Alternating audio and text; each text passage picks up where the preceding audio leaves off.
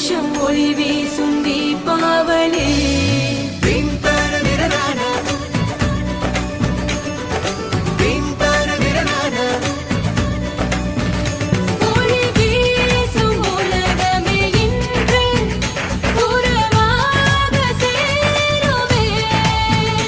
ஒன்றாக அனைவரும் சேர்ந்து கொண்டாடும் தினமே.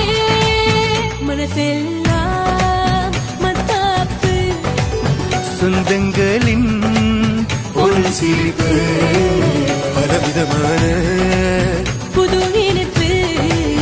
ஒளி திருநாளில் இது சிறப்பு.